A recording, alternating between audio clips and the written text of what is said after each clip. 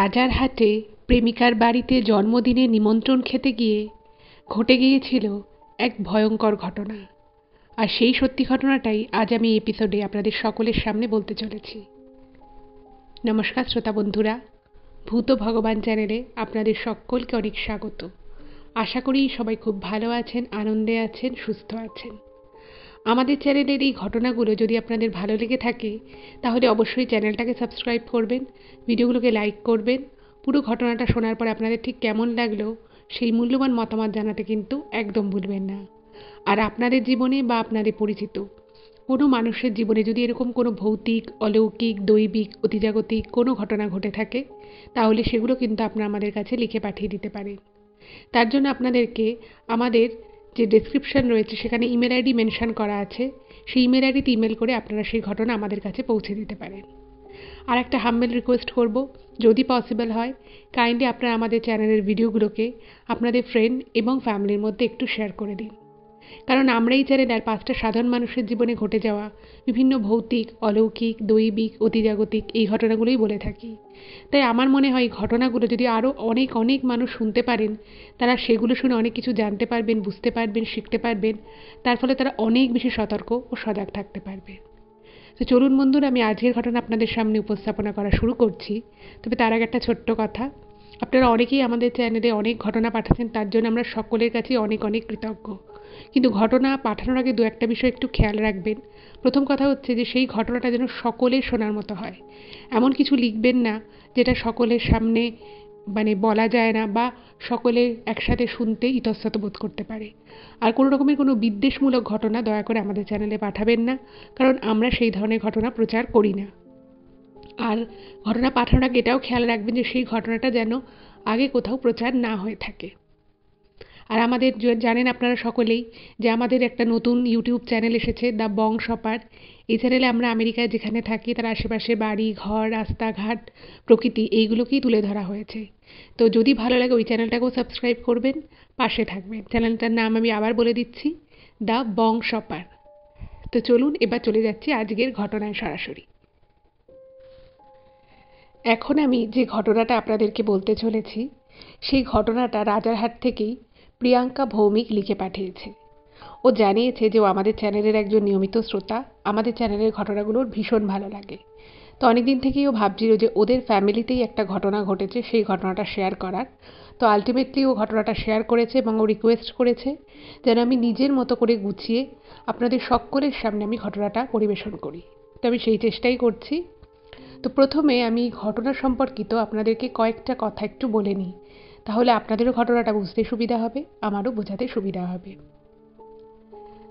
প্রিয়াঙ্কার যে ঘটনাটা লিখে পাঠিয়েছে এই ঘটনাটা ওরই কাকার ছেলের সাথে ঘটেছিল। তো এই ঘটনাটায় ওর যে ভাই তার সাথে ঘটা যে ঘটনাটা, সেখানে ওর ভাইয়ের নামটা রিভিল করতে বারণ করেছে। তো সেই জন্য আমি ওনার নামটা আমি রিভিল করছি না। তো আমি ঘটনাটা বলতে ওনাকে শুধু ভাই বলেই সম্বোধন করছি। তো বিষয়টা হচ্ছে যে ছোটবেলা থেকেই এই প্রিয়াঙ্কার যে কাকার ছেলে যে ভাই, তো সে কিন্তু পড়াশোনায় খুবই ভালো ছিল। ছোটবেলা থেকেই খুব ভালো পড়াশুনো করতো, খুব বেশি তাকে ফোর্স করতে হতো না পড়াশুনোর জন্য, এবং একাডেমিক রেজাল্টও কিন্তু যথেষ্টই ভালো ছিল। তো এইভাবে ক্লাস 11 পর্যন্ত সুন্দরভাবেই কাটে এবং প্রিয়াঙ্কাদের সাথে ওর কাকাদের ফ্যামিলির কিন্তু একটা খুব ভালো রিলেশনশিপ রয়েছে। তো সেই অর্থে দুটো ফ্যামিলি এমনিও খুবই নিকট আত্মীয়, প্লাস যেহেতু সম্পর্ক খুবই ভালো, তো একে অপরের সাথেও মোটামুটি সমস্ত দুই ফ্যামিলির মধ্যে কথাবার্তা ভীষণই আদান প্রদান হতো। তো এইভাবেই যখন সব কিছু ঠিকঠাক চলছে, তো যখন ওর ভাই ক্লাস 12-এ পড়ে, তো সেই সময় একটি মেয়ের সাথে ওর আলাপ হয়। এবার যে মেয়েটির সাথে ওর আলাপ হয় সেই মেয়েটি একটা অন্য স্কুলে পড়তো, কিন্তু ওরা একটা কমন কোচিং সেন্টারে কোচিং নিত। তো সেই যেহেতু একটা কমন কোচিং সেন্টারে ওরা দুজনেই ট্রেনিং নিত, তো সেইখান থেকেই কিন্তু একে অপরের সাথে আলাপ হয়। এবার ক্লাস 12 সামনে, তো ক্লাস 12-এ যখন ওঠে তো সেই সময় মেয়েটার সাথে আলাপ পরিচিতি হয়। এবং এবং বললাম যে যেহেতু ওর ভাই ছোটো থেকেই খুব ভালো পড়াশুনোয় ছিল, এবার ক্লাস 12-এ সামনে উচ্চ মাধ্যমিক পরীক্ষা, তো তার আগ দিয়ে ওই মেয়েটার সাথে আলাপ পরিচিতি হওয়ার কী যে ব্যাপারটা হলো সেটা ঠিক ওরা নিজেরাও বুঝলো না। কিন্তু সেটা বোঝার আগেই ব্যাপারটা এমন হলো যে ওর ভাই না মানে ঠিক উচ্চ মাধ্যমিকের আগ থেকে একটু মনে হলো যেন পড়াশুনোর প্রতি যে কনসেন্ট্রেশনটা ছিল, যেরকম মনোযোগ সহকারেও পড়াশুনো করতাম, সামনে এতটা বড় একটা পরীক্ষা, তো সেখান থেকে মনে হলো একটু ও ডিটাচ হতে শুরু করলো। যাই হোক, তো সবার ওর উপর একটা কনফিডেন্স ছিল যে এত ভালো পড়াশোনায় যখন নিশ্চয়ই উচ্চ মাধ্যমিকেও খুব ভালো রেজাল্ট করবে। কিন্তু দেখা গেল যে ওর যতটা ভালো রেজাল্ট করা উচিত ছিল বা ক্লাস ইলেভেনেও ওর যা রেজাল্ট ছিল, সেখান থেকে দেখা গেল ক্লাস টুয়েলভের উচ্চ মাধ্যমিকের যখন রেজাল্ট আউট হয়, তো ভালো রেজাল্ট করেছে, কিন্তু যতটা ভালো করা উচিত ছিল বা সবাই যেটা ভেবেছিল যে এতটা ভালো করবে, ততটা ভালো কিন্তু হলো না। যাই হোক, তো দেখবেন একটা ভালো স্টুডেন্ট সে যদি ভালো মার্কস না পেতে পারে তার নিজেরও কিন্তু খুব খারাপ লাগে। তো সেক্ষেত্রে দেখা গেল ওর ভাইয়েরও একটু খারাপ লাগলো, সেও একটু আশাহত হলো যে কি হলো ব্যাপারটা, এতটা ভালো রেজাল্ট আশা করেছিলাম। তো যাই হোক, তো ও যেটা নিয়ে পড়তে চেয়েছিল ও কলকাতাতেই সেই সাবজেক্ট নিয়ে ভর্তি হয়ে যায়। তো সেখানে কোনো প্রবলেম হয় না, কারণ মানে অতটা ভালো না হলেও রেজাল্ট মোটামুটি ভালোই ছিল। এই অবধি কিন্তু ব্যাপারটা একদম নর্মাল। মানে বুঝতেই পারছেন যে ক্লাস ইলেভেন টুয়েলভে পড়লে একসাথে পড়াশুনো করছে, তো ছেলে ছেলে বন্ধু মেয়ে বন্ধু সবই থাকতে পারে, এটার মধ্যে তো কোনো অস্বাভাবিক ব্যাপার নেই। কিন্তু বিষয়টা এর পর থেকে শুরু হলো। এবার কলেজে যখন ভর্তি হলো ওর ভাই, তো ওই মেয়েটিও কিন্তু একটা অন্য কলেজে ভর্তি হয়, সেই মেয়েটির উচ্চ মাধ্যমিক হয়ে যায়, তো অন্য কলেজে ভর্তি হয়। এবারে কলেজে পড়ার সময় থেকে ছেলে মানে ওর ভাইয়ের মধ্যে কিন্তু বেশ কিছু চেঞ্জেস দেখা গেল। সেটা হচ্ছে যে যতটা পড়াশুনো ও ক্লাস টুয়েলভ অবধি করতো, কলেজে উঠে দেখা যাচ্ছে ও ততটা পড়াশুনো করছে না, তার থেকে হয়তো একটু কমই পড়াশুনো করছে। তারপরে দেখা যাচ্ছে যে ও যতটা সময় পড়াশুনো ছাড়াও এমনি মানে এমনি বই পড়ার একটা সময় দিত, গান শুনতে খুব ভালোবাসতো, তো গান শুনতো। তো দেখা যাচ্ছে যে কলেজে ভর্তির পর থেকে ওর মধ্যে একটা চেঞ্জেস এলো, সেই বই পড়ার অভ্যেসটা সেরকমভাবে নেই, তারপরে গান শোনার অভ্যেসটা সেরকমভাবে নেই, এরকম। এবার দেখুন, স্কুল জীবন অবধি একরকম লাইফ চলে, সেখানে একরকম একাডেমিক ব্যাপার স্যাপার থাকে, স্কুলের এনভায়রনমেন্ট একরকম হয়। এবার যখন সেই স্টুডেন্টটাই যখন কলেজে যায়, তো কলেজের এনভায়রনমেন্ট অনেকটাই অন্যরকম। তো সেক্ষেত্রে যে কোনো ছেলেমেয়ের মধ্যেই কিন্তু একটা চেঞ্জেস আসে, এটা খুব নর্মাল। এবার এই বিষয়টা কিন্তু ওর বাবা মাও খেয়াল করে যে ছেলের মধ্যে একটু চেঞ্জেস এসছে, কিন্তু সেটাকে না ওনারা একটু পজিটিভ ওয়েতেই নেয় যে ঠিক আছে, এতদিন স্কুলে পড়তো, এখন ছেলে বড় হয়েছে, কলেজে গেছে। তো যে প্রিয়াঙ্কা যে ঘটনাটা পাঠিয়েছে, তো সে যেটা লিখেছে যে ওর ক্ষেত্রেও মানে ও কিন্তু ওর ভাইয়ের মধ্যে বেশ কিছু ছোট ছোট চেঞ্জেস লক্ষ্য করে এই কলেজে ওঠার পর থেকে। তো সবাই ভেবেছে যে ঠিক আছে, এতদিন ছোট ছিল, এখন কলেজে গেছে, বড় হয়েছে, একটু তো চেঞ্জ হবেই, সময়ের সাথে সাথে সবাই পাল্টায়, সবারই কিছু না কিছু চেঞ্জেস হয়। তো এই ব্যাপারটা নিয়ে কিন্তু ওরা অতটা মাথা ঘামায়নি। এরপরে ওর পড়াশোনা চলতে থাকে কলেজ লাইফে। তো ইন দ্য মিন টাইম যেটা হলো, এই প্রিয়াঙ্কা আরও ওদের যারা কাজিন ছিল, তো সবার সাথে একদিন গল্প কথাবার্তা হচ্ছে, তো একজন ওদেরই আর কি আত্মীয়, সে দাদা হয়। তো সে একদিন ওর এই ভাইকে ওই মেয়েটির সাথে কোনো একটা রেস্টুরেন্টে দেখে। ভালো কথা দেখেছে। এবার দেখার পরে যখন এসে ওকে জিজ্ঞেস করে যে কি ব্যাপার, তোকে ওই মেয়েটার সাথে দেখলাম, তো তোর কি কলেজে পড়ে মেয়েটা? তো তখন ওর ভাই বলছে না, আমার সাথে কলেজে পড়ে না, কিন্তু আমরা ক্লাস টুয়েলভ থেকে একসাথে একটা জায়গায় কোচিংয়ে পড়তাম, তো সেই সূত্রে আমার সাথে মেয়েটার পরিচয়। এবার বলেছে যে মেয়েটা কে, কি বৃত্তান্ত, তোরা কি শুধুই বন্ধু না কি জিজ্ঞেস করেছে নর্মালি। তো ওর ভাই তখন ব্যাপারটা বলেছে যে আমরা এমনিতে তো বন্ধুই, কিন্তু আমার ওর সাথে কথা বলতে ভালো লাগে, ও মানে অন্য কলেজে পড়ে, অন্য ডিপার্টমেন্টে পড়ে, কিন্তু আমরা মাঝে মধ্যে এরকম দেখা করি, দেখা করে হয়তো কোথাও একটু খাওয়া দাওয়া করে চলে আসি। তো এবারে মেয়েটার সম্পর্কে যখন জিজ্ঞেস করে, তো তখন বলছে হ্যাঁ, ও মেয়েটাও পড়াশুনোয় খুব ভালো, অন্য কলেজে অন্য ডিপার্টমেন্টে পড়ে, ঠিকঠাকই পড়াশুনো করে, তো বাড়িতে সবাই মোটামুটি এই ব্যাপারটা একটু একটু জেনে যায় যে এই মেয়েটার সাথে ওর বন্ধুত্ব আছে। এবার সেটা বন্ধুত্ব না কতটা কি সেই বিষয়ে কিন্তু অতটা কিছু ও বলে না, ওর ভাই অতটা বলে, মানে খুবই ক্যাজুয়াল ব্যাপারটা দেখায় যে আমরা আলাদা আলাদা কলেজ হয়ে গেছে, এখন আমরা একসাথে পড়ি না, কিন্তু আমাদের মধ্যে ফ্রেন্ডশিপটা রয়েছে, দ্যাটস ইট। এবার বাড়ি থেকেও সেটা নিয়ে আর খুব বেশি টানা হ্যাচড়া করে না যে ঠিক আছে, ছেলে বড় হয়েছে, যদি ওর কোনো বন্ধু বান্ধব থেকেও থাকে সেটা ঠিক আছে, ও সেটাকে ম্যানেজ করে নেবে। তো ওকে বিভিন্ন রকমভাবে বাকি আরও যারা কাজিন ছিল বড়রা, ওর বাবা মাও জিজ্ঞেস করার চেষ্টা করে, জানার চেষ্টা করে। তো ও বলে যে দেখো এরকম কিছু ভেবো না, জাস্ট ফ্রেন্ড, আমরা কলেজে তো আমাদের ছেলে মেয়ে সবাই একসাথেই পড়ি, প্রচুর বন্ধু বান্ধব থাকে। এবার ওকে আমি আগে থেকেই চিনি, সেই জন্য হয়তো ওর সাথে একটু গল্প করলাম। আমাদের তো এরকম রোজ রোজ দেখা হয় না, হয়তো ও সেখানে কোনো কাজে গেছে, আমিও হয়তো আশেপাশে কোনো বই ঠই বা কোনো পড়াশুনোর কোনো কাজে গেছি, হয়তো দু একটা কথা বললাম, হয়তো একটা রেস্টুরেন্টে ঢুকলাম, দ্যাটস ইট, এর থেকে বেশি কিচ্ছু নয়। তো বাড়িতে কিন্তু ব্যাপারটা মোটামুটি সবাই জানে এবং সেটাকে খুব ক্যাজুয়ালি দেখানো হয়। এবার দেখুন, কার মনে কখন কোথায় কী থাকে সেটা তো কোনো মানুষের পক্ষেই বোঝা সম্ভব নয়।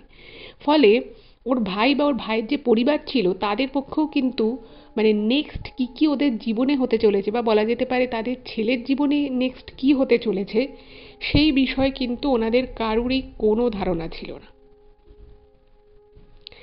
এরপরে যখন এই ফার্স্ট ইয়ারে পড়ার সময় থেকেই একটা এমন বিষয় হলো, মানে আস্তে আস্তে, সেটা একদিনে হয়নি, বেশ কিছুদিনের মানে ধরে ঘটনাটা ঘটতে থাকে।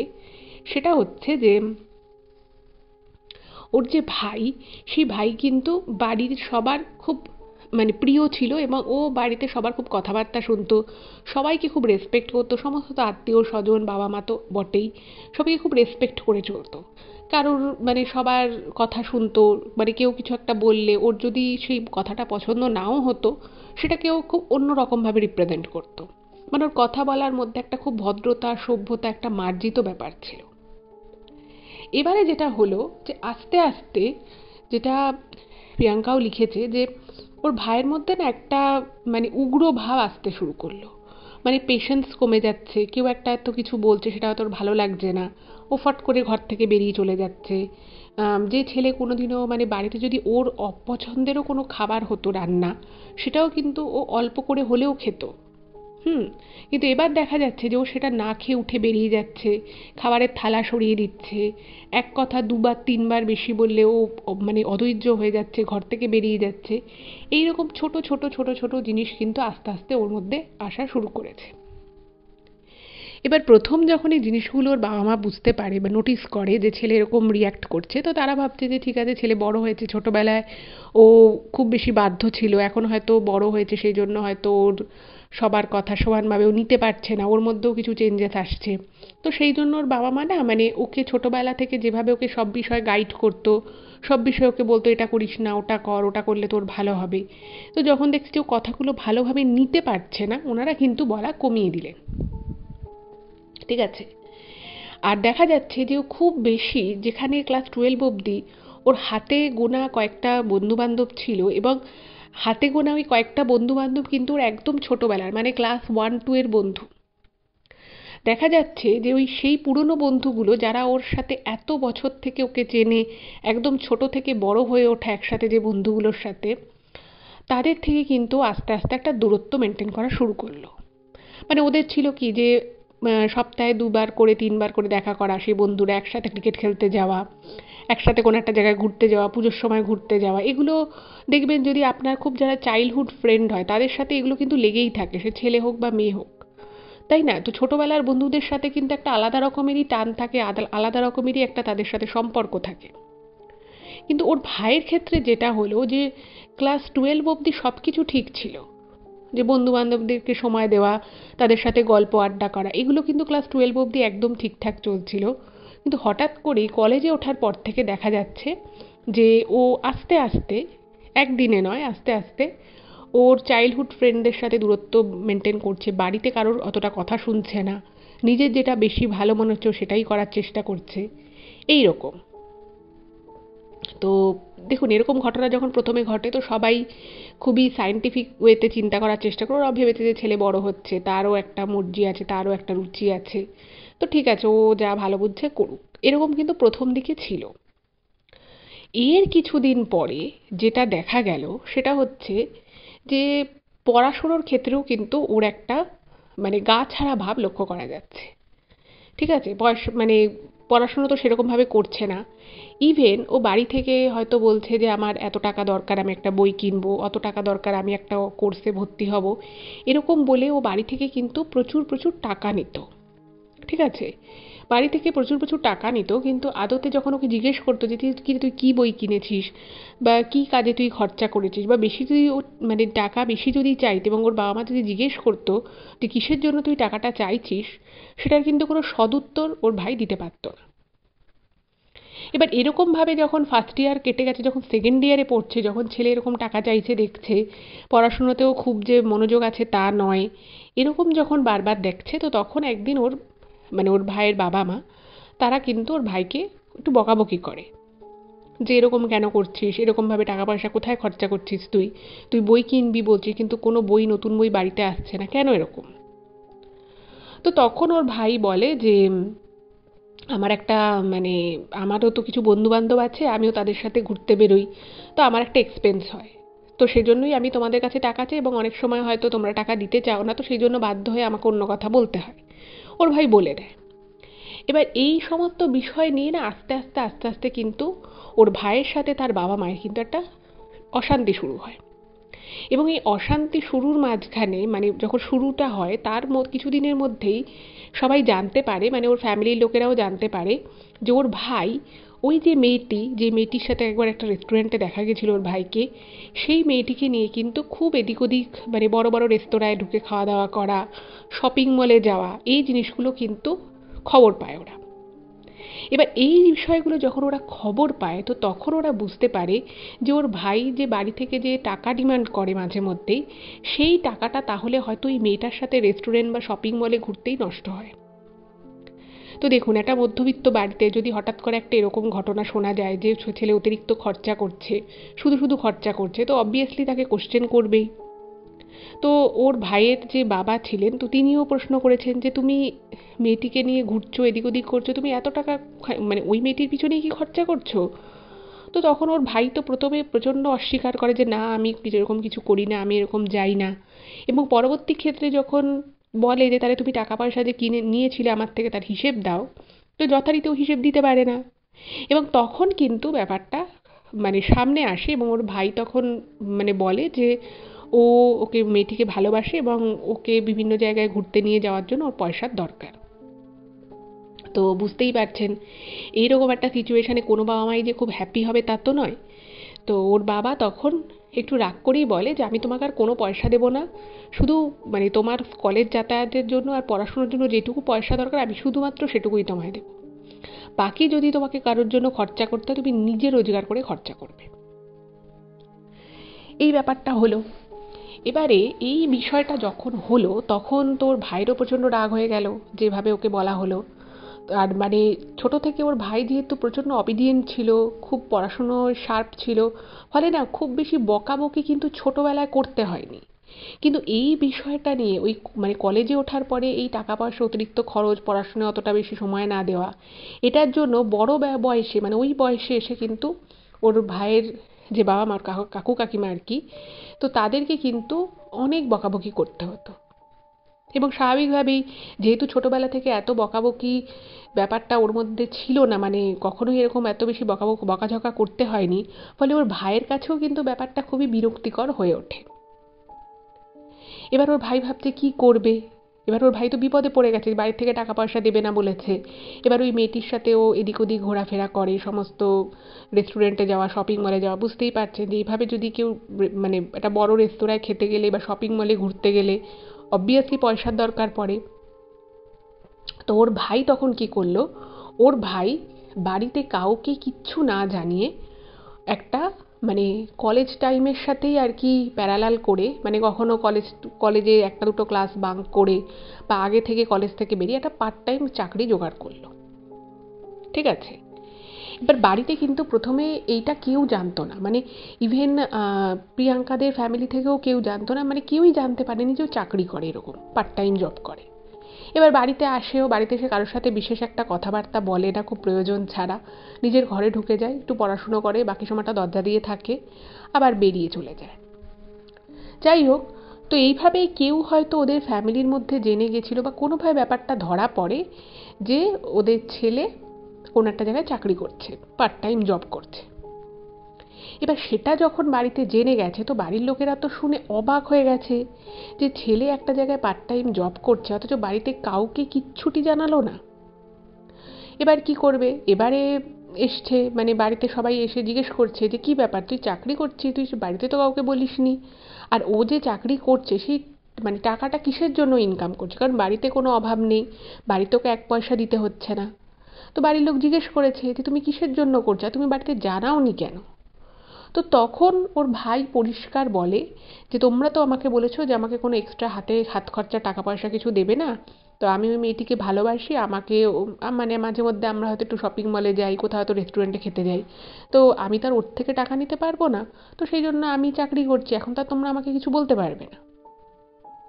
তো এটা শুনে না এই প্রিয়াঙ্কার যিনি কাকা ছিলেন তিনি, তার না খুব খারাপ লাগে যে ছেলে যাতে ভালো করে পড়াশুনো করতে পারে সেই জন্য ছেলের জন্য একটা ছোটোবেলা থেকেই মানে ও যেহেতু ছোটোবেলা থেকে পড়াশোনায় খুব ভালো ছিল, তো পয়সা খরচা করে আলাদা করে একটা ওর জন্য বড় স্টাডি রুম বানানো হয়েছে, ঘরে যাতে বেশি গরম না লাগে, ওর কষ্ট না হয়, ওর ঘরে এসি ফিট করানো হয়েছে। উনি বলতেন যে আমি তোর জন্য এত কিছু করছি অথচ তুই এই সময়টা কলেজে ভালো করে পড়াশুনো না করে তুই এভাবে পার্ট টাইম কাজ করছিস, এবং তুই যে কাজ করছিস সেই বিষয়ে তুই বাড়িতে কাউকে একবারও জানানোর প্রয়োজনীয়তা বোধ করলি না। এটা ওনার খুব খারাপ লাগে। এবার দেখুন, কোনো একটা মানুষের হয় না যে বলে যে সুখে থাকতে ভূতে কিলনো বলে, কেউ বলে যে মানে মানুষ আর কি নিজের কি করবে, কি তার করা উচিত সেই মুহূর্তে অনেক সময় মানুষ সেটা হারিয়ে ফেলে, সেই স্থিতিটা হারিয়ে ফেলে। ওর ভাইয়ের ক্ষেত্রেও কিন্তু কিছুটা সেরকমই কন্ডিশন হয়েছিল। এবার আস্তে আস্তে দেখা যাচ্ছে যে ওর ভাই না মানে একদম মানে নিজের মতো করে থাকছে, মেয়েটাকে নিয়ে প্রচুর এদিক ওদিক ঘুরছে, খাওয়া দাওয়া করছে। ইভেন যেহেতু মানে এই যিনি আর কি ঘটনাটা পাঠিয়েছে প্রিয়াঙ্কা, তো ও কলকাতাতে ওইদিকে হয়তো কোথাও গেছে, তো ও নিজেও এক দুবার দেখেছে যে সিটি সেন্টারে ওর ভাই ওই মেয়েটাকে নিয়ে ঘুরছে, মেয়েটাকে প্রচুর জামা কাপড় কিনে দিয়েছে, প্রচুর আর কি হাতে ব্যাগ, এবং মেয়েটির মানে আর কি খুব হাসাহাসি করছে ওরা দুজনে, এইটা আর কি ও দেখেছে বেশ কয়েকবার। তো সবাই ভাবছে যে কি ব্যাপার, মেয়েটাকে তাহলে একদিন দেখতে হয়, মেয়েটার সাথে যখন ওর এত বন্ধুত্ব, ও যখন মেয়েটিকে বলছে ভালোবাসে, তো একদিন মেয়েটাকে ডাকা হোক বাড়িতে। তো একদিন কি হয়েছে, আর এখানে একটা কথা বলে রাখি, এই প্রিয়াঙ্কার ভাই কিন্তু মানে বাড়িতে যেন ওকে কেউ কিছু বললেই ওর প্রচণ্ড খারাপ লাগতো, মানে ওর তখনকার মতো হয়তো একটু শুনেও নিত, পরবর্তী সময় কিন্তু জেকে সেই। এবং ওকে বহুবার বলা হয়েছিল যে দেখো এখন পড়াশুনো করার সময়, এখন কলেজটা ভালো করে পড়, যাতে ভালো একটা নাম্বার নিয়ে পাস আউট হতে পারি, ভালো জায়গায় চাকরি পেতে পারিস, কিন্তু ও কিন্তু সব কিছুই শুনতো না, ও নিজে যেটা ভালো মনে করতো সেটাই করতো। আর কলেজে ওঠার পর থেকে ওর ফার্স্ট ইয়ার সেকেন্ড ইয়ারে কিন্তু রেজাল্টও খুব একটা ভালো হয় না, মানে পড়াশুনোর দিক থেকেও কিন্তু ওর মান পড়ে যায়। যাই হোক, তো এইভাবে যখন চলছে তো তখন বাড়ি থেকে ভাবলো যে যে মেয়েটার সাথে এত ঘোরাফেরা করছে, মেয়েটার পিছনে এত খরচাপাতি করছে, আচ্ছা মেয়েটা কেমন আগে একটু দেখা যাক। তো মেয়েটাকে একদিন ভাবলো ডাকবে, তো সেই বিষয়ে ওর ভাইয়ের সাথে কথা বলা হয়। তোর ভাইকে যখন বলা হয়েছে, তোর ভাই বলছে যে না, ওকে তুমি এখনই বাড়িতে ডেকো না, ও হয়তো এখন লজ্জা পাবে, আসতে চাইবে না, তো এখন ডাকার দরকার নেই, তোমরা শুধু এটুকু জেনে রাখো ও খুব ভালো মেয়ে, ওর ফ্যামিলি খুব ভালো, এই সমস্ত ওদেরকে বলে। তো ওর বাবা মাকে তো কাটিয়ে দিল।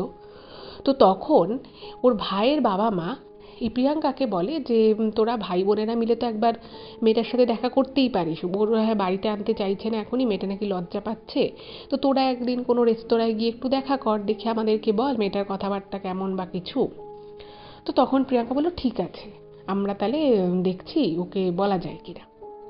তো তখন কি করেছে, প্রিয়াঙ্কার একটা মানে যে জন্মদিন ছিল, তো সেই জন্মদিন উপলক্ষে প্রিয়াঙ্কা ওর ভাইকে বলে যে তুই তোর বান্ধবীকে নিয়ে চলে আসবি।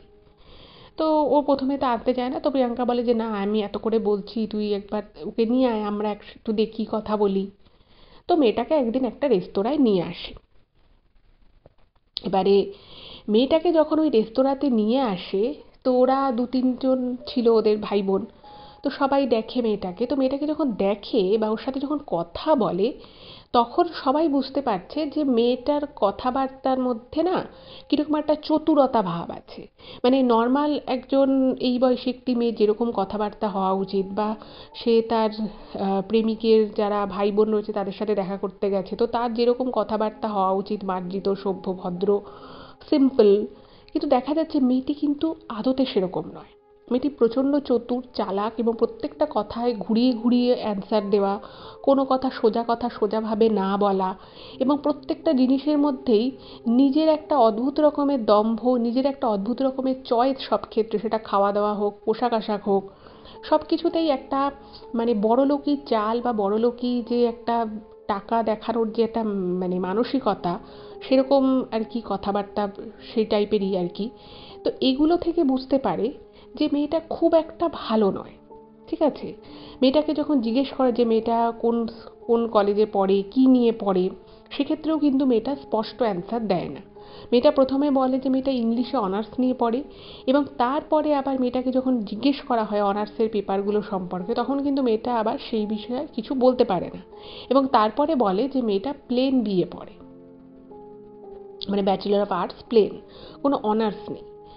তো অদ্ভুতভাবে এই সমস্ত কথাবার্তার মধ্যে যখন একটা ডিফারেন্স, একটা ডিসক্রিপেন্সি দেখা যায়, তো তখন ওরা বুঝতে পারে যে কিছু একটা গণ্ডগোল আছে। আর মেয়েটার সাজ পোশাক অত্যন্ত মানে একটু বেশি উগ্র টাইপের, মানে যেরকম সাজ পোশাক নর্মালি তার থেকে একটু বেশি উগ্র। আর মেয়েটা খুব ব্র্যান্ড স্যাভি টাইপের, মানে সবসময় ব্র্যান্ডেড খাবার, ব্র্যান্ডেড জুতো, ব্র্যান্ডেড ব্যাগ, এই টাইপের। কিন্তু মেয়েটা নিজে যে নিজে রোজগার করে নিজের টাকায় যে সেটা করছে সেরকমও কিন্তু কিছু নয়। এবং যখন ওই মেয়েটিকে ওখানে নিয়ে আসে, তো প্রত্যেকটা কথাবার্তায় বুঝতে পারে যে ওদের ভাইকে কিন্তু এই মেয়েটা মানে একেবারে যাকে বলে পুরো গ্র্যাব করে রেখেছে। মানে ওর প্রত্যেকটা জিনিস এই ওদের ভাই দেয়, প্রত্যেকটা জামা জুতো প্রত্যেকটা জিনিস এই ওর ভাই কিনে দেয়, প্লাস কোথায় খাবে সেটা ব্র্যান্ডেড কিনে, ইভেন একটা জলও ব্র্যান্ডেড জলের বোতল কিনে সেখান থেকে জল খাবে। সব কিছুতেই একটা মানে টাকা খরচা করার একটা ব্যাপার, একটা বড়লোকি চাল যেটাকে আমরা বলি ফুটানি, ঠিক সেই রকম কিছুটা। এবং কথাবার্তার মধ্যেও কিন্তু কোনো সরলতা, কোনো মানে যেরকম আর কি নর্মাল একজনের কথাবার্তা হওয়ার কথা মার্জিত, সেরকম কিন্তু কিছুই নেই। খুবই জটিল এবং খুবই কমপ্লিকেটেড অ্যান্সার দেয়। তো মেয়েটিকে কিন্তু ওরা মানে তিনজন ভাই বোন ছিল আরও, তো তাদের তিনজনের একজনেরও কিন্তু মেয়েটার কথাবার্তা, মেয়েটার চাল চলন একদমই পছন্দ হয় না। যাই হোক, কিন্তু সেটা তো আর সেইভাবে ওই মুহূর্তে বলা সম্ভব হয়নি, তো ওরা কিছু বলে না।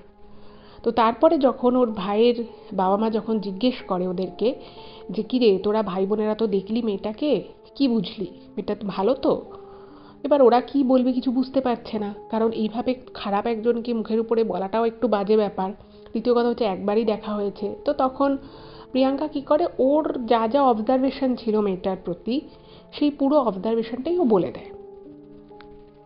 সবটাই বলে যে আমি এরকম দেখলাম, মেয়েটাকে একটা এই প্রশ্ন জিজ্ঞেস করেছি, তো মেয়েটা কিন্তু সরাসরি কোনো উত্তর দেয়নি, এবং একটু জটিল টাইপেরই মনে হলো। আর এরকম খুব বেশি টাকা দেখানো, মানে আমি এই ধরনের এই ব্র্যান্ডের লিপস্টিক ইউজ করি, এই জিনিস করি, মানে সব কিছুর মধ্যে একটা বড়লোকি ব্যাপার। কিন্তু মেয়েটা যে নিজে খুব বড়লোক বাড়ি থেকে বিলং করে সেটাও কিন্তু নয়, বা মেয়েটা নিজে চাকরি করে নিজের পায়ে দাঁড়িয়ে যে সেটা করছে সেটাও নয়। তো সব কিছুতেই একটা ওরকম কমপ্লিকেটেড ব্যাপার, একটা তির্যক মন্তব্য, এই জিনিসগুলো কিন্তু প্রেজেন্ট ছিল। যাই হোক, তো এইগুলো যখন প্রিয়াঙ্কার থেকে ওর ভাইয়ের বাবা মা শুনলেন, তো তাদের তো একটু খারাপই লাগলো, কারণ প্রথম থেকেই তারা ভাবছিল যে আমার ছেলের সাথে ও মানে বন্ধুত্ব রাখছে, ওরা একে অপরকে ভালোবাসে, সেটা ঠিক আছে, কিন্তু আমার ছেলের এমন কি দরকার পড়লো, যে এত টাকার দরকার কি করে পড়ছে যে ওকে কলেজের পড়ার সাথে সাথে একটা পার্ট টাইম জব করতে হচ্ছে, যেখানে আমরা বাড়ি থেকে ওকে কখনোই এরকম কোনো কথা বলিনি যে না তোমাকে রোজগার করতে হবে, বা তোমার পরবর্তী সময় তুমি যদি আরও হায়ার স্টাডিজ করতে চাও আমরা তোমাকে পড়াবো না, এরকম কোনো কথাই কিন্তু আমরা কখনো বলিনি। কিন্তু ওরাও ভাবছিল যে মেয়েটার পিছনে এত কি টাকা পয়সা খরচা করতে হয় যার জন্য ওকে চাকরি করতে হলো। এবারে এবারে মানে ব্যাপারটা ওদের কাছে বেশ অনেকটা পরিষ্কার হয়ে গেল যে এই মেয়েটা প্রচণ্ড বেশি খরচা করতে ভালোবাসে, বা ও খুব ব্র্যান্ডেড জিনিস বা এক্সপেন্সিভ জিনিসের প্রতি ওর একটা ঝোঁক আছে। তো সেই জন্যই হয়তো সেগুলোকে ফুলফিল করার জন্যই হয়তো তাদের ছেলেকে চাকরি করতে হচ্ছে। ব্যাস, এবার এই কথাটা যখন মানে ওর ভাইয়ের বাবা মা তার ভাইয়ের সাথে বলে যে মেয়েটা এরকম এরকম কেন, বা তুই কেন এভাবে খরচাপাতি করছিস, তোদের এখনও অনেক জীবন পড়ে রয়েছে, তোদেরকে জীবনে অনেক দাঁড়াতে হবে, তার জন্য এরকমভাবে পয়সা নষ্ট করলে হবে না, এরকম ভালো ভালো কথা যখন বলতে থাকে, তো তখন ওর ভাই বলছে তোমরা তো যাওনি, তোমরা কি করে জানলে? তো স্বাভাবিকভাবেই প্রিয়াঙ্কার নাম চলে আসে, বলে যে ওকে জিজ্ঞেস করেছিলাম, ও তো এরকম এরকমই বললো। এবার দেখুন যেটা প্রিয়াঙ্কা লিখেছে, যে যেখানে ওর সাথে ওর ভাই, শুধু ওর বলে না, পরিবারের সকলকে ও খুব রেসপেক্ট করতো, সবার সাথে ওর খুব ভালো সম্পর্ক, কিন্তু সেই জায়গা থেকে শুধুমাত্র এই কথাগুলো প্রিয়াঙ্কা বলেছিল বলে কিন্তু প্রিয়াঙ্কার সাথে ওর ভাইয়ের সম্পর্কটা কিন্তু অনেকটাই খারাপ হয়ে যায়। প্রিয়াঙ্কাকে ফোন করে ওর ভাই বলে যে তুই এরকম এরকম বলেছিস মাকে, তুই এই কথা বলেছিস, তুই তো ওকে ভুল বুঝেছিস, ও এরকমভাবে কথাটা বলতেই চায়নি, এরকম এরকম নানান কথাবার্তা বলে, এবং প্রিয়াঙ্কার সাথে কিন্তু মানে ভাই বোনের যে সম্পর্কটা ছিল সেই সম্পর্কটা কিন্তু অনেকটাই খারাপ হয়ে যায়। যাই হোক, তো এইভাবে চলছে, ওকে অনেকেই অনেক রকমভাবে বোঝানোর চেষ্টা করে যে দেখ এখন তোর ভালো করে কলেজটা দেয়া পাশ করার সময়ের পরে তোর নিজের কেরিয়ার তৈরি করতে হবে, কিন্তু ও না মানে এমন একটা মানে স্টেট অফ মাইন্ডে চলে গেছিল, যে জায়গা থেকে না ওকে কেউ আর মানে চোখটাই যেন কেউ খোলাতে পারছিল না, কেউ যেন ওকে বোঝাতেই পারছিল না যে এগুলো এখন দরকার নেই। যাই হোক, তো এইরকম করে ওর কলেজ পাশ করে। এবার কলেজ পাশ করার পরে ওর কিন্তু যেরকম রেজাল্ট হওয়ার কথা ছিল, বা যেরকম রেজাল্ট নিয়ে ওর পাশ করা উচিত ছিল, তার থেকে কিন্তু ওর রেজাল্ট খারাপই হয়। ঠিক আছে, এবং রেজাল্ট যখন খারাপ হয় তো ওকে সবাই বলেছিল, ও ইঞ্জিনিয়ারিং পড়তো, তোকে ওর বাড়ি থেকে প্লাস ওর টিচাররাও বলেছিল যে তোমার তো এমটেক করার ইচ্ছে ছিল, তো তুমি বিটেকের পর তুমি এমটেকটা করে নাও। এবার পুরো ফ্যামিলি ওকে বললো যে ঠিক আছে তুই এমটেকে ভর্তি হ, ও ভর্তি হলো না। ওর টিচাররা ওকে বললো এমটেক করার জন্য, ও সেটাও করলো না। তারপরে ও কিন্তু একটা ভালো জায়গায়, একটা মোটামুটি একটা ভালো কোম্পানিতে ও ব্যাঙ্গালোরে চান্স পায়। ঠিক আছে, এবং সেখানে কিন্তু ওর গ্রোথের অনেক অপরচুনিটি ছিল, ওর স্যালারিও বেশি ছিল। কিন্তু মানে ও পরবর্তী সময় আর কি বলে যে সবাই বলে যে ঠিক আছে তুই যখন এমটেক করবি না, তাহলে তুই চাকরিটা জয়েন কর, কারণ তুই ওখানে অনেক কাজ শিখতে পারবি, তোর ওখানে অনেক অপরচুনিটি পাবি। কিন্তু অদ্ভুত বিষয় হচ্ছে, শুধুমাত্র ওই মেয়েটা যেহেতু এখানে থাকবে, কলকাতায় থাকবে, সেই জন্য কিন্তু রাজারহাট ছেড়ে গেল না, ও ব্যাঙ্গালোর গেল না, এবং সেই জায়গায় ও কলকাতাতেই ও একটা কোম্পানিতে খুবই সামান্য বেতনে চাকরিতে ঢুকে যায়, এবং এমনই একটা চাকরিতে ও ঢোকে, সেই চাকরিতে কিন্তু খুব যে ওর গ্রোথ করার যে একটা অপরচুনিটি থাকবে সেটাও কিন্তু নয়। এবং ওই যে কোম্পানিটায়, ওই যে জায়গাটায় ও চাকরিতে ঢোকে, ওর ফ্রেন্ডস থেকে শুরু করে ওর টিচার থেকে শুরু করে ওকে বলে যে দেখো তুমি যে লাইন নিয়ে পড়াশুনো করছো এটা কিন্তু সেই লাইনের নয়, ফলে তুমি যদি এইখানে চাকরিতে ঢোকো, প্রথম চাকরি যদি তোমার এটা হয় যেখানে তোমার কাছে বেটার অপরচুনিটি আছে, তুমি কিন্তু এটা করো না, তুমি ব্যাঙ্গালোর চলে যাও, ওখানে গিয়ে তুমি অনেক ভালো চাকরি, আরও ভালো বেটার তুমি অপশান পাবে। কিন্তু শুধুমাত্র ওই মেয়েটাকে ছেড়েও যাবে না বলে ও কিন্তু ওই চাকরিটা করলো না। ঠিক আছে, তো এইটা নিয়েও বাড়িতে প্রচুর অশান্তি, ওর বাবা মা ওকে বোঝানোর চেষ্টা করেছিল অনেক যে কেন তুই চাকরিটা, একটা ভালো চাকরি তুই কেন যাচ্ছিস না, কিন্তু ওই যে বলে যে কোনো মানুষ যদি সব কিছু দেখে শুনে বুঝেও যদি নিজের চোখটাকে বন্ধ করে রাখে, সে ছেলে হোক বা মেয়ে, তাকে কিন্তু কেউ জাগাতে পারে না।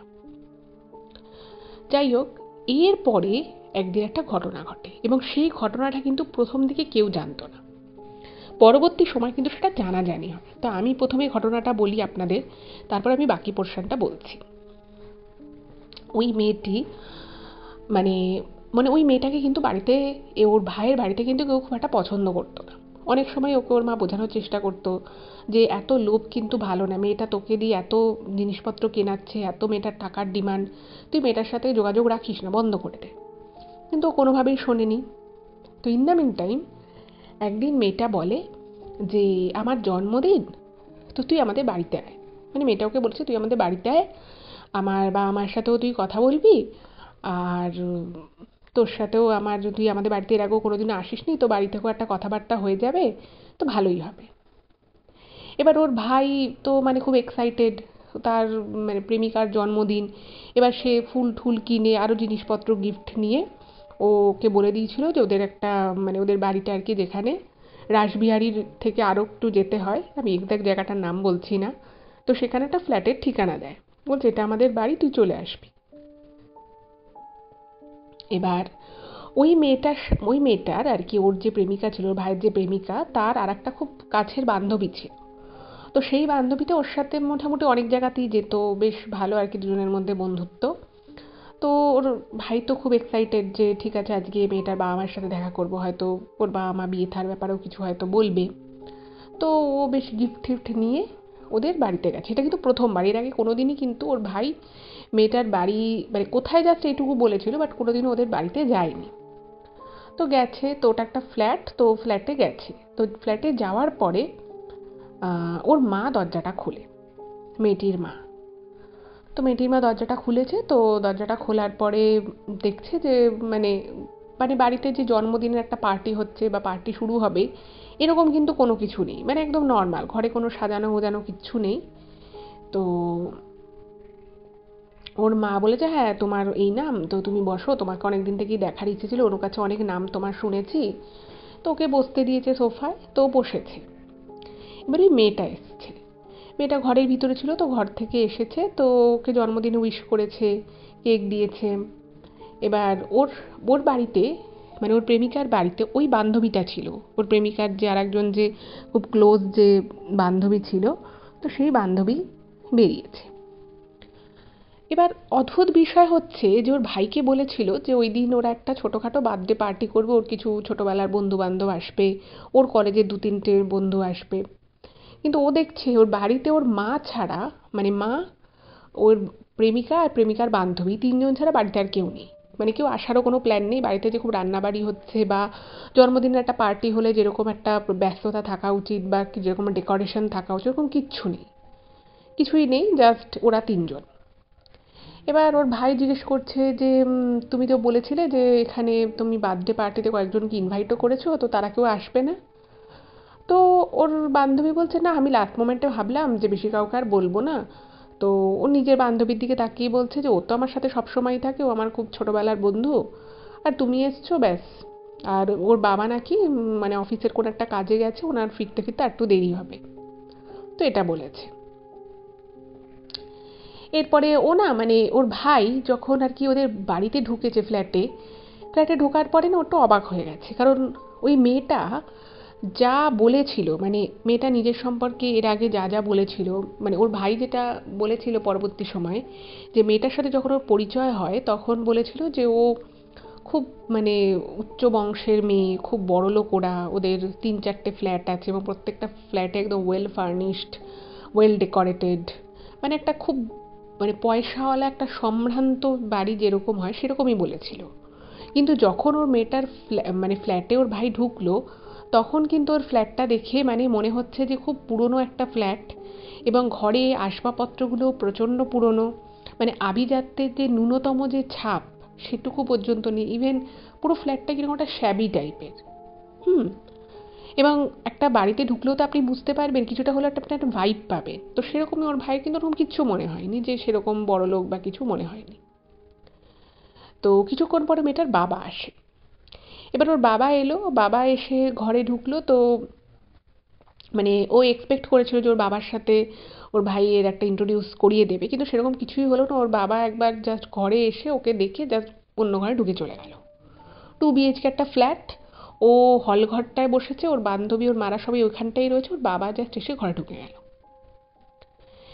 এরপরে হঠাৎ করেই ওর যে প্রেমিকার যে মা ছিলেন, তিনি হঠাৎ করেই ওর ভাইকে বলছে যে তোমার সাথে তো ওর অনেক দিনেরই বন্ধুত্ব, তোমরা একে অপরকে খুব পছন্দ করো, ভালোবাসো, তো তোমরা তো একে অপরকে বিয়ে করবে। তোর ভাই বলেছে হ্যাঁ নিশ্চয়ই বিয়ে করব।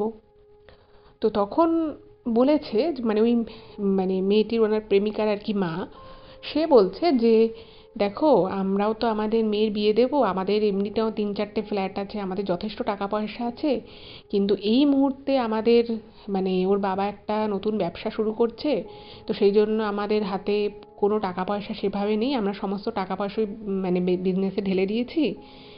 তো বলে ওকে ওর মানে আর কি ওর ভাইকে বলেছিল, সে সময়টা হচ্ছে 2015 সাল। বুঝতে পারছো তো? 2015 সালে, আজ থেকে বেশ অনেক বছর আগের কথাই।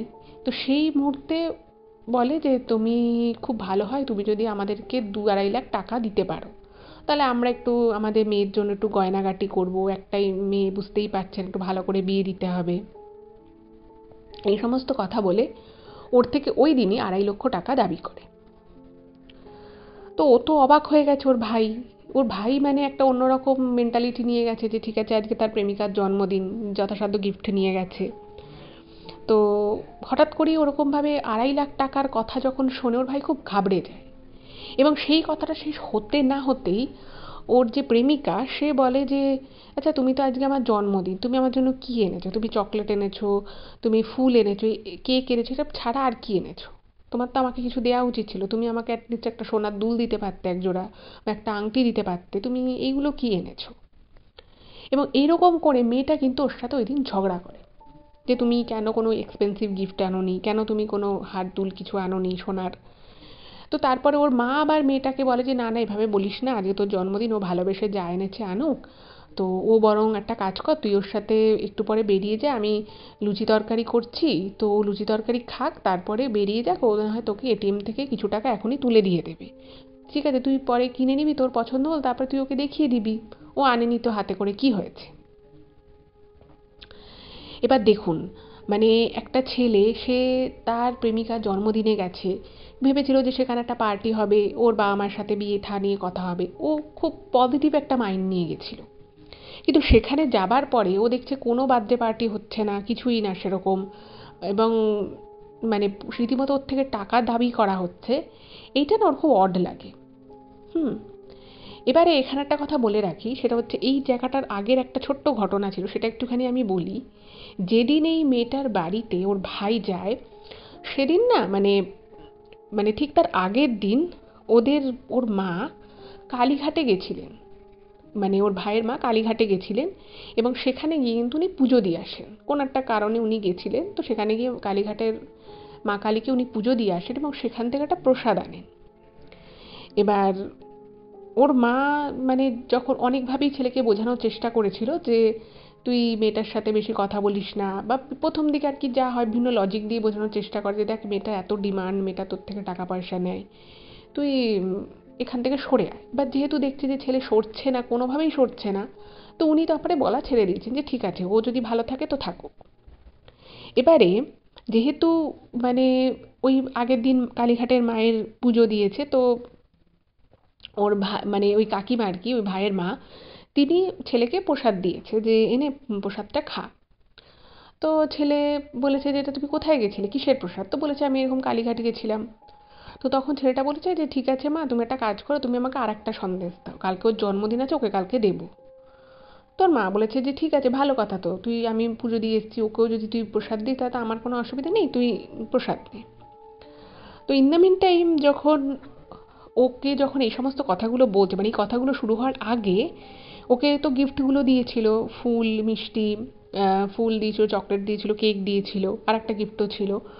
তো তারপরেই না ও বলেছিল যে আমার মা কালকে কালীঘাট গেছিল, ওই তোমার জন্য প্রসাদ এনেছি, তো বলে প্রসাদটা দিয়েছে। এবং অদ্ভুত বিষয় হচ্ছে মেয়েটা কিন্তু ওই প্রসাদটা পরে খাবো বলে ওইখানেই রেখে দেয়।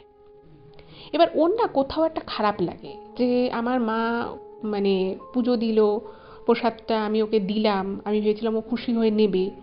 তো ও কী করে, ও কিন্তু অ্যাকচুয়ালি প্রসাদটা খায়নি, দুটো সন্দেশ দিয়েছিল, তো ও একটা সন্দেশ ওকে দেয়, আর একটা সন্দেশ ও নিজের কাছেই রেখেছিল। তো ওখানে ও মাঝে মধ্যেই ওর বাবা মা, তারপরে ওর যে গার্লফ্রেন্ড সে, তার বান্ধবী অনেক সময় ভিতরের ঘরে ঢুকে যাচ্ছে, হয়তো কিচেনে ঢুকে যাচ্ছে।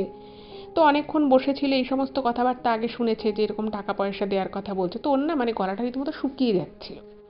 মানে ও খুবই আর কি মন ভেঙে গেছে সমস্ত কথাবার্তা শুনে, ও যেরকম বিষয় এক্সপেক্ট করেছিল সেরকম কিছুই হচ্ছে না। তো ও তখন কি করে, ওর কাছে যে ওই মায়ের যে প্রসাদের যে সন্দেশটা ছিল, সেই সন্দেশটাকে জলটা খায়। এবারে তো মানে মেয়েটা তো চালাকি, কিন্তু মেয়েটার থেকেও যেন মেয়েটার মা আরও বেশি চালাক। সে ওকে ঠিক দুটো লুচি ভেজে দেয় এবং তার সাথে একটু আলুর তরকারি আর একটা মিষ্টি দেয়। তো তো না মানে ওর মন তো খুব খারাপ লাগছে যে ওকে, ও যে ওর বাড়িতে এসছে, ওর সম্পর্কে যে জানবে, যে তুমি কোথায় থাকো, তোমার বাবা মায়ের সম্পর্কে ওসব কিন্তু কিছুই না, শুধুমাত্র মা আর মেয়ে শুধু টাকার কথাই বলে যাচ্ছে। আর ওই যে ওর এক বান্ধবী ছিল, সেই বান্ধবীও কিন্তু সমানে আর কি তাল দিয়ে যাচ্ছে যে হ্যাঁ, তোর বিয়েতে তো টাকা পয়সা লাগবে, আর যাকে বিয়ে করবি সেই তো তোকে গয়নাগাটি সমস্ত কিছু করে দেবে। তো হ্যাঁ হ্যাঁ হ্যাঁ, একটা কাজ কর, ওর খাওয়া হয়ে গেলে আমরা বরং যাই, ও এটিএম থেকে টাকা তুলে নেবে, তারপরে না হয় আমিও তোর সাথে যাব, তুই একটা কানের দুল হোক বা একটা সোনার আংটি হোক কিনে নিবি।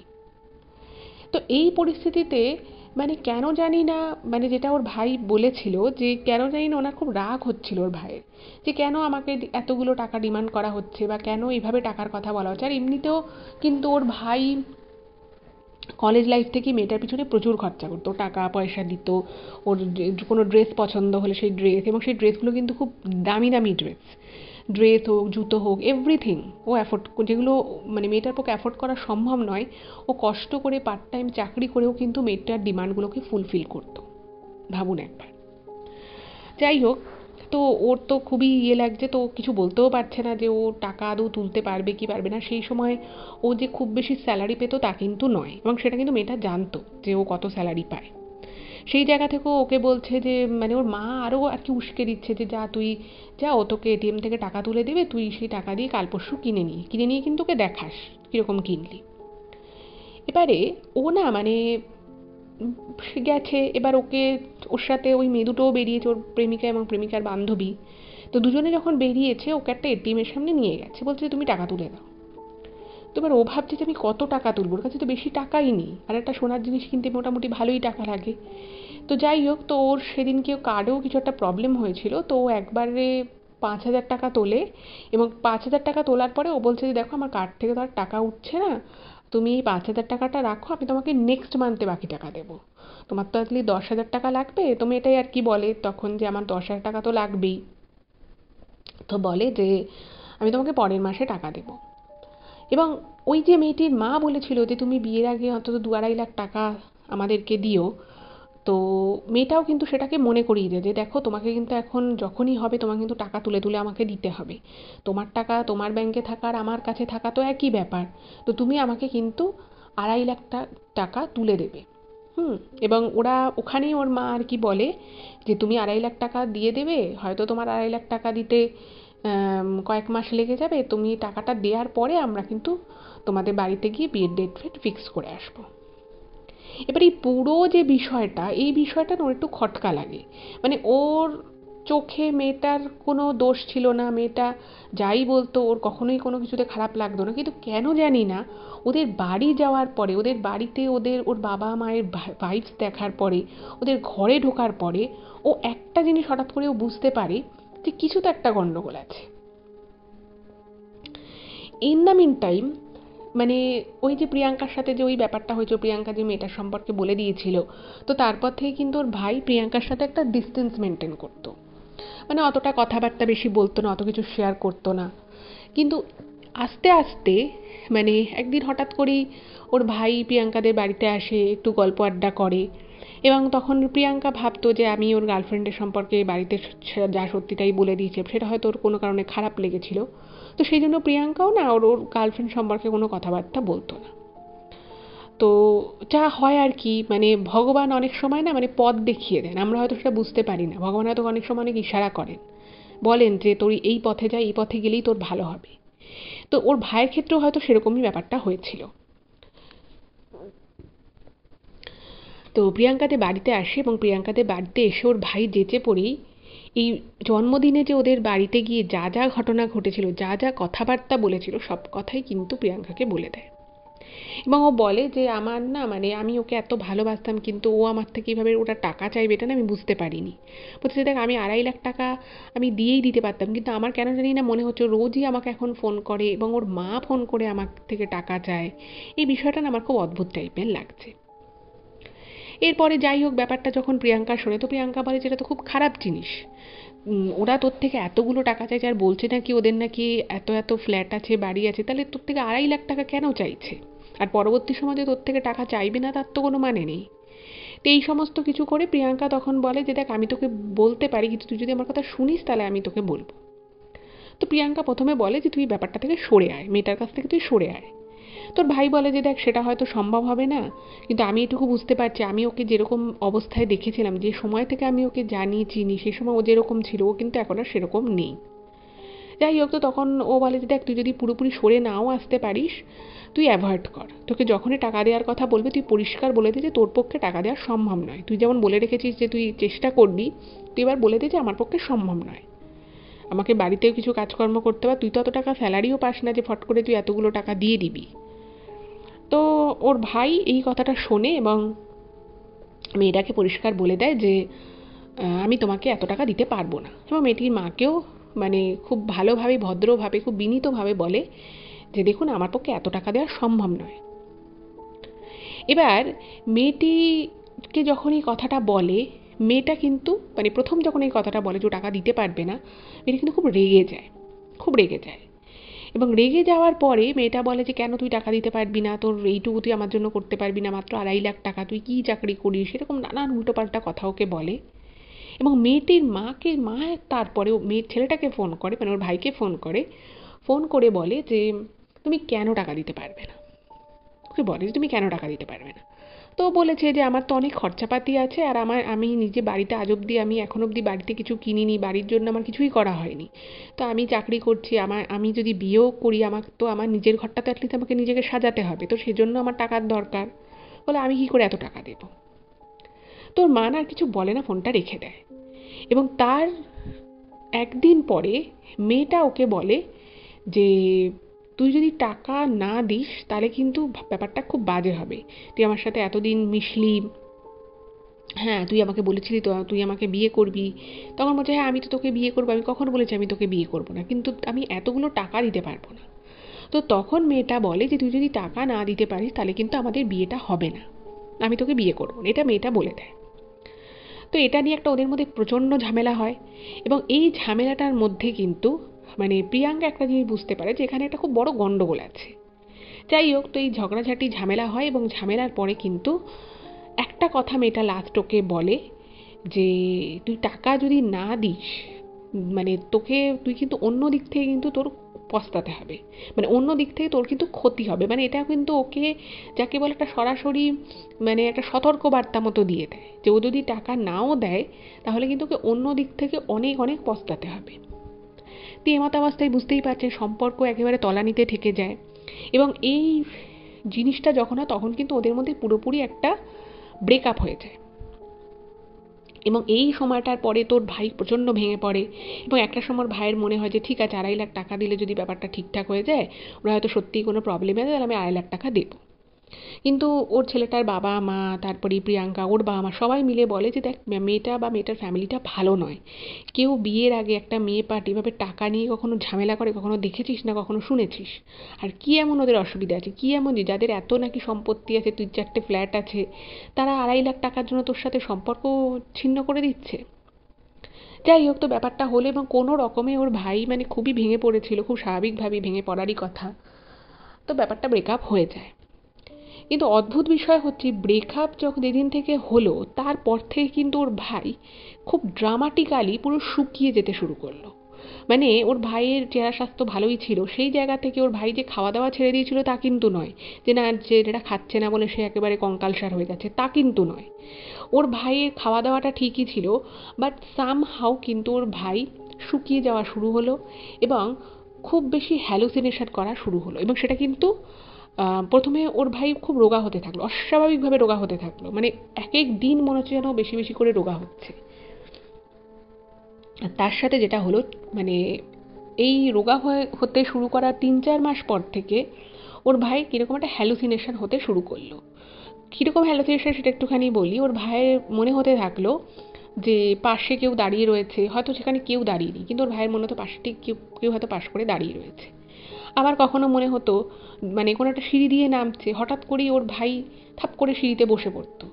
তোকে সবাই যখন জিজ্ঞেস করতো কী রে তুই সিঁড়িতে বসে পড়লি কেন, ও বলতো যে এই যদি আমি সিঁড়িতে বসে না পড়তাম না, আমাকে পিছন থেকে কেউ একটা ধাক্কা মারতে এবং আমি সিঁড়ি থেকে গড়িয়ে পড়তাম, আমি কিন্তু মানে একদম খুব চোট পেতাম। তারপরে একা ঘরে থাকতে অসুবিধে হতো, রাস্তায় বাসে ট্রেনে চড়তে ওর ভাইয়ের খুব অসুবিধে হতো, মানে মনে হতো যে এক্ষুনি বাস থেকে পড়ে যাবে, এক্ষুনি ট্রেন থেকে কেউ ধাক্কা মেরে ফেলে দেবে। এইরকম হ্যালুসিনেশন হওয়া কিন্তু শুরু হলো। এবার আস্তে আস্তে ওকে সবাই ভেবেছে যে হয়তো এরকম একটা সম্পর্ক থেকে, এতদিনের একটা সম্পর্ক এভাবে ভেঙে গেল, তো সেটা থেকে ও হয়তো অবভিয়াসলি খুব শকড, তো সেই জন্য হয়তো এই সমস্যাটা হচ্ছে। তো ওকে বিভিন্ন রকমভাবে বোঝানো হলো যে না, এরকম কিছু না, এরকম হয়েই থাকে, এটা কোনো ব্যাপার না। কিন্তু দেখা যাচ্ছে যে এই বিষয়টা মানে যতটা ঠিক হওয়ার কথা ছিল, মানে সময়ের সাথে সাথে, যেমন ঠিক আছে প্রথম প্রথম প্রথম এরকম একটা ঘটনা ঘটলে খুব খারাপ লাগে, তো সেটা যত দিন যায়, যত সময় যায়, কাজের ব্যস্ততার মধ্যে মানুষের অনেক চেঞ্জেস আসে। কিন্তু ওর ক্ষেত্রে দেখা যাচ্ছে পুরো উল্টোটা হচ্ছে। যত দিন যাচ্ছে ও তত বেশি রোগা হয়ে যাচ্ছে। ওর প্রচণ্ড খিদেও খাচ্ছে, কিন্তু এমন না যে ও খেতে পারছে না বা খাচ্ছে না, কিন্তু সেই খাওয়া মনে হচ্ছে যেন শরীরে লাগছে না। আর প্রচণ্ড বেশি হ্যালুসিনেট করছে। অন্ধকার ঘর ওর মনে হচ্ছে ঘরের মধ্যে কেউ প্রচণ্ড পাওয়ারফুল লাইট জ্বালিয়ে রেখেছে। ও বলছে লাইট বন্ধ করো, লাইট বন্ধ করো। তো সবাই বলছে ঘরে তো লাইট বন্ধই, আর কত বন্ধ করবে, তো পুরো অন্ধকার ঘর। ও বলছে না, চোখের সামনে এত বড় লাইট কেন জ্বলছে। এরকম নানান বিষয় হতে থাকে। এর মধ্যেখানে ওর এতটাই মানে শারীরিক অবনতি হয় যে ডাক্তার দেখানো হয়, ডাক্তার দেখিয়েও কিন্তু কোনো লাভ হয় না। এবং একটা সময় এমন আসে ওর পক্ষে চাকরিটা কন্টিনিউ করা কিন্তু সম্ভবপর হয় না, ওকে চাকরিটা ছাড়তে হয়। ভাবুন একবার, জোয়ান ছেলে, তাকে এমন অবস্থা, তার তার শারীরিক মানসিক এমনই একটা করুণ অবস্থা সৃষ্টি হয়েছে যে সে নিজের চাকরিটুকু পর্যন্ত কন্টিনিউ করতে পারে না। মানে কতটা অসহায়, কতটা বীভৎস সিচুয়েশন একবার আপনারাই কল্পনা করুন। এইরকমভাবে ওর মানে প্রিয়াঙ্কার কাকা কাকিমা মানে বেশ 3-4 জন ডক্টরের সাথে কনসাল্ট করে, এবং 3-4 জন ডাক্তারই কিন্তু নিজের নিজের মতো করে ট্রিটমেন্ট করে।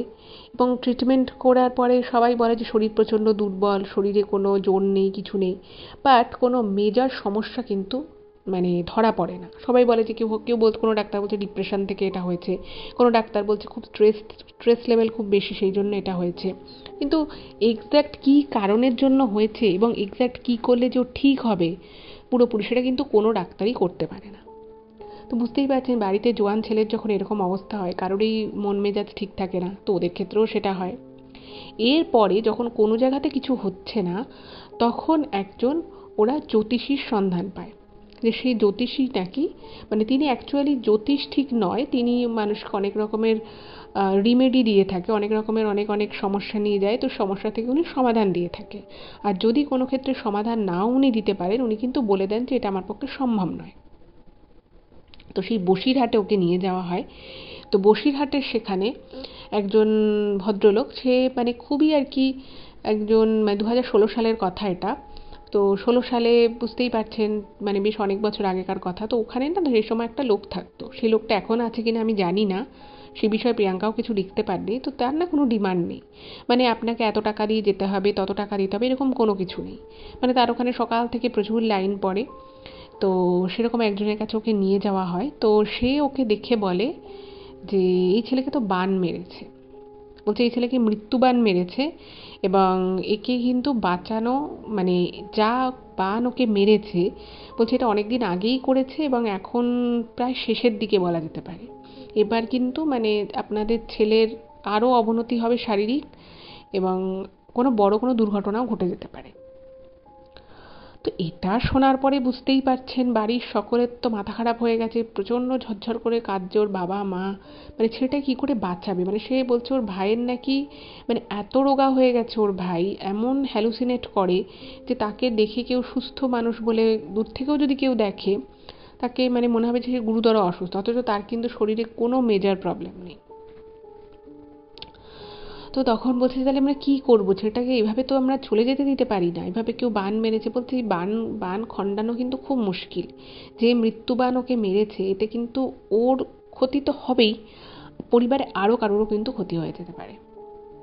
তো তখন কী করবে কী করবে, তো তখন বলছে যে দেখুন সামনে কামাখ্যা মায়ের বিশাল পুজো আসছে, বিশাল উৎসব, আপনি একটা কাজ করুন, আপনারা তিনজনেই মানে ছেলেকে নিয়ে বলছে যেভাবেই হোক একদম মানে সাচ্চা মনে মা কামাখ্যার কাছে চলে যান, এবং সেখানে গিয়ে মায়ের কাছে আপনারা মানে করুণা ভিক্ষা করুন, যে মানে মাকে আর কি মনে প্রাণে আপনারা মায়ের প্রতি বিশ্বাস রাখুন, মায়ের প্রতি আস্থা রাখুন এবং ওকে কোনো রকমে নিয়ে যান মায়ের দরবারে, বাকিটা মা বুঝে নেবেন। বলছে মায়ের উপরে তো কিছু নেই, যে যতই খারাপ কাজ করুক, যে যতই অন্যের ক্ষতি করার চেষ্টা করুক না কেন, মা যদি কারোর হাত ধরে থাকেন, মা যদি কারোর মাথার উপরে হাত রাখেন, তার ক্ষতি কিন্তু কেউ করতে পারে না।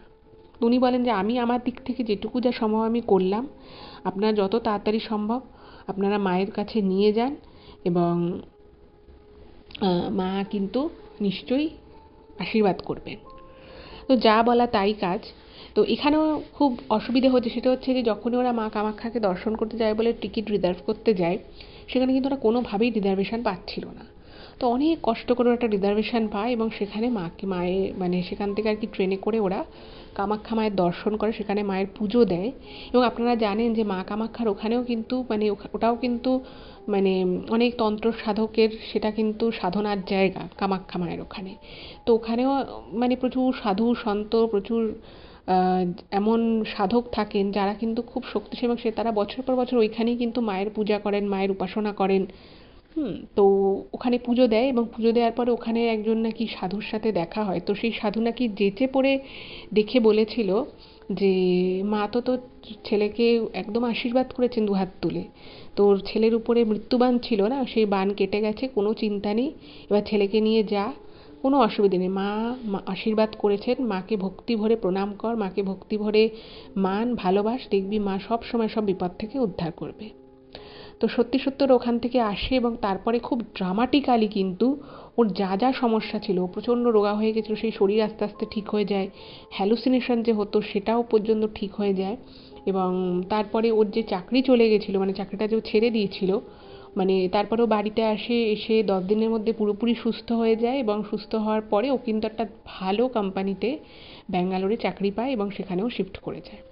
এবং পরবর্তী সময়ে ওর ভাইয়ের আবার ভালোভাবে সম্বন্ধ করে দেখে বিয়ে থা হয় এবং পরবর্তী সময় এটা জানতে পেরেছে ওই মেয়েটির নাকি তারপরে দুবার এরপরে বিয়ে হয় এবং দুটো বিয়ের পরেই নাকি দুটো বিয়েই নাকি আবার কেটে যায়, মানে ডিভোর্স হয়ে যায়।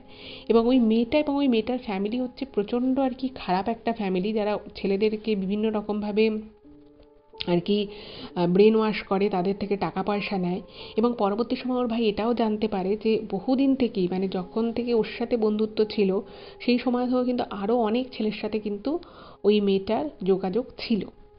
তো মেয়েটা খুবই একটা মানে মানে একদমই ভালো ছিল না, ওর সাথে খুবই ছলনা করে গেছিলো পুরো সময়টা, কিন্তু মায়ের আশীর্বাদ ছিল, মা কিন্তু ছেলেটিকে বাঁচিয়ে দিয়েছিল। তো এটাই ঘটনা, আমার তো ভীষণ ভালো লেগেছে। মা কামাখ্যার চরণে অনেক অনেক প্রণাম। আপনাদের কেমন লাগলো অবশ্যই কিন্তু জানাবেন, আর যদি ভালো লাগে প্লিজ চ্যানেলটাকে সাবস্ক্রাইব করবেন, আর প্লিজ এই ভিডিওগুলোকে আপনার একটু ফেসবুক হোয়াটসঅ্যাপের মাধ্যমে সকলের সাথে একটু শেয়ার করে দিন। ভালো থাকবেন, দেখা হচ্ছে পরবর্তী ভিডিওতে। নমস্কার।